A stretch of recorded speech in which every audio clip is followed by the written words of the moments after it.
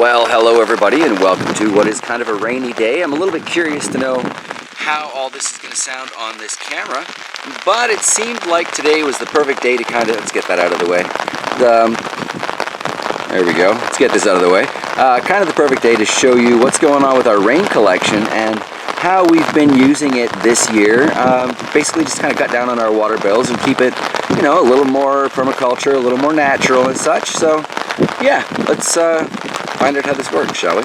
So one of the reasons that we got this place so cheap is that it desperately needed a new roof at the time, and we put tin on there, so that is definitely where the start of our rain collection is. So asphalt shingles, not necessarily the best for this, but if you got a filtration system or whatever, it doesn't really matter. Anyway, our rain collection starts with our tin roof. We don't have a huge house, but you know, we're capturing basically one side of it and the addition there. Unfortunately, there's no gutters on the other side. I haven't gotten around to fixing that yet, so yeah, we're missing out on basically half of what we could get. As you can see, the gutter here on the addition is also in no great shape. Most of it leaks out the side there. We'll check that in a second, but it's supposed to all come down here, and when I finish fixing the gutters and downspout pipes, it will. A piece of sewage drainage is not necessarily the best choice there. And then for collecting it off the addition, we've got two old pieces from my assorted aquaponic gardens. These were both fish tanks at one point in time, and they will be again in the future. Just, you know, right now they're kind of useless. However, the first question that everybody asks is, what about mosquitoes? And, you know, it's a reasonable question. Wherever there's standing water, there's almost always mosquitoes. So this summer, we took, I forget which viewer suggested it, but we took some good advice from you fine viewers, and we brought the goldfish out. So we've got some of the larger ones in the IBC tote there, a few of the smaller ones in the 55-gallon drum here, and all of the rest of them are in the pond over by the garden that I'll show you in a minute. Got an overflow on the top there, going into a bucket so we can dump it into one of the totes if necessary. And then at the bottom, I just took a bulkhead fitting. Again, this was on there from when it was an aquaponic fish tank. But I put some PVC pipe through it with, you know, just a basic ball valve, hooked it up to an adapter. It goes straight to a garden hose. And that currently gravity feeds to, well, wherever I want in the garden, but right now it's set up to top up the pond. Because as it's been getting cooler, we've been losing a lot of pond water, well, to the temperature difference between the warm pond from the day and the cool pond or the cool air at night. So anyway, we'll just carry on, forgive the mess in the background. Over here we've got where that one gutter, the terrible gutter, is overflowing. So that Rubbermaid lined, or liquid rubber lined Rubbermaid Tote has been put into circulation here.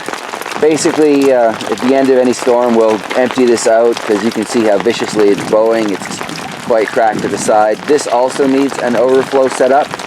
It's kind of got something because there are holes in the handle edge there. You can see the leaves have migrated to it on that side, and basically the same on this side as well. But it still fills to a point where it's cracked and overflowing. So we'll take some of those 3-gallon buckets that we got from the elevator's promotional deal, and we'll just hand bomb those back either into the 55-gallon or the 300-gallon here, depending on how energetic we feel and which one is, you know, more in need of emptying. And then over here, the main body of the roof goes into this other IBC tank that was also supposed to be part of the fish tank setup, but hasn't gotten there yet. So it just has its regular top still on it. We just unscrewed the cap, directed the downspout into that, and this thing fills up incredibly quickly in the average rainstorm because it's got like half the body of the main roof on it, right? Again, we have a leaky gutter situation, so we took one of those large Sterilite Totes from down in the basement. And again, you can see the pressure of the water has ripped right through the side there. Look above the sticker and you can just totally see it pouring out there.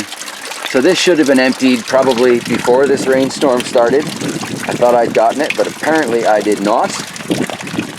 But yeah, that adds up pretty quick, and then it'll get dumped into whatever tote for storage later, right? It's all pretty simple. I don't know why more people don't do this, and I can't believe this is illegal in some States. Like, that's just ridiculous. But anyway, let's move on to using this. So we'll take these 3-gallon pails here that we got from, I think it's PNH, and we'll truck the water from the little totes into the larger ones here, like I was saying.